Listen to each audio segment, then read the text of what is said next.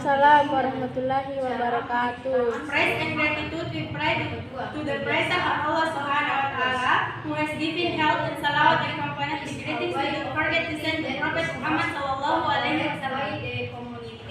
Good morning, Mr. Malik Fajar. Good morning, my friend. Let me introduce our team. We are from the first team. I am Adinda Machitra as the moderator. On my right side, I'm Nurhaliza and Marsha as the presenter.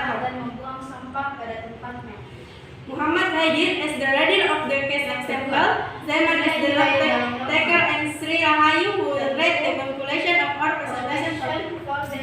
Well, our presentation today is Introduction of Constitution to Daily Life Experience. Okay, let's move on to the first presentation. Who will be delivered by Nurhaliza. Nurhaliza, thanks.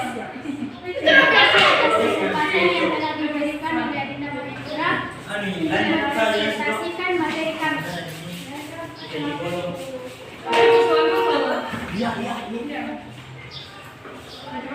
Pertama, pengertian konstitusi.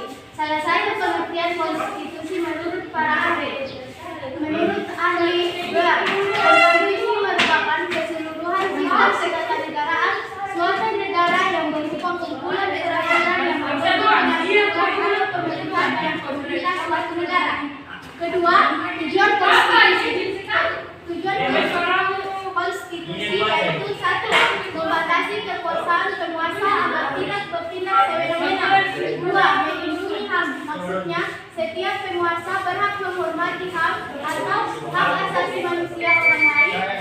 Dan hak memperoleh perlindungan khusus, hak pemerintah perlindungan dalam hal melaksanakan haknya. Tiga, pedoman penyelenggaraan negara. Maksudnya, tanpa adanya pedoman konstitusi, negara kita tidak akan berdiri kukuh. Tiga, fungsi konstitusi. Fungsi konstitusi yaitu satu, sumber hukum tertinggi negara. Dua, sarana pengendalian masyarakat baik dalam arti sempit hanya di bidang politik, arti luas mencakup bidang sosial dan ekonomi. Tiga, pelindung hak asasi manusia. Keempat, piagam kelahiran suatu negara. Kelima, pengetahuan hubungan dan kekuasaan antara anggota negara. Tujuh, sarana perekayasaan dalam pembaruan masyarakat baik dalam arti sempit maupun dalam arti luas. Delapan, pengaturan hubungan kekuasaan antar anggota di negara dengan warga negara. Kedua, Federal Constitution. Satu, konstitusi tertulis dan tidak tertulis. Konstitusi tertulis ialah konstitusi dalam bentuk dokumen yang memiliki kesakralan khusus dalam proses perumusannya. Konstitusi tidak tertulis. Konstitusi tidak tertulis merupakan konstitusi yang berkembang dasarnya pada adat istiadat. Jika dibandingkan dengan khusus tertulis, pada dasarnya konstitusi tidak tertulis dalam perumusan tidak membuat proses yang panjang. Kedua, fleksibel dan kaku. Satu, fleksibel. Fleksibel adalah jenis konstitusi yang dapat diubah atau diamendmen tanpa adanya produsen khusus dinyatakan. Kedua, kaku. Konstitusi kaku adalah konstitusi yang mempersyaratkan produsen khusus untuk berubah atau amendmennya. Tiga, derajat tinggi dan tidak derajat tinggi. Berikut adalah penjelasan mengenai konstitusi derajat tinggi dan tidak sederajat tinggi. Satu, konstitusi derajat tinggi, yaitu bentuk konstitusi yang mempunyai kedudukan tertinggi dalam suatu negara. Konstitusi derajat tinggi memiliki kedudukan di atas peraturan perundang-undangan yang lain. Yang kedua, konstitusi tidak sederajat. Konstitusi tidak sederajat yaitu jenis suatu konstitusi yang tidak mempunyai kedudukan dan sejarat seperti konstitusi derajat tinggi. Pada proses perubahan konstitusi tersebut memiliki persyaratan sama dengan persyaratan yang diperlukan untuk peraturan-peraturan yang lain setingkat dengan undang-undang. Yang keempat, Union. Satu, if the form of our state is our union, then a system of power sharing will be obtained between the government of the Union State and the state government. There is no duration of power in an unitary state because an of its power is concentrated in the Kenskan government as recognized in the Constitution. 3. Constitutional question. A.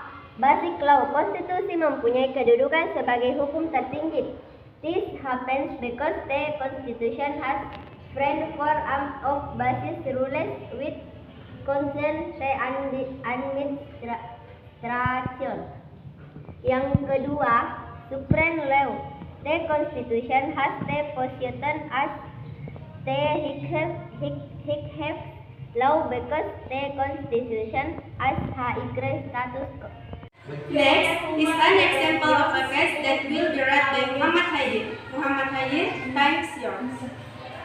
Contoh dari perilaku konstitusi dalam kehidupan sehari-hari yaitu mengatur dan dapat menghargai hak-hak asasi orang lain, mematuhi serta menaati peraturan-peraturan yang berlaku, baik itu peraturan lalu lintas, sekolah, dan lain-lain.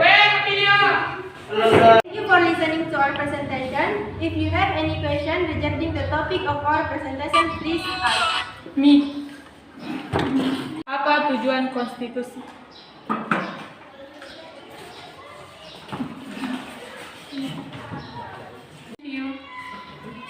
Sri Rahayu will read the conclusion of our presentation topic today. Sri Rahayu, time is yours.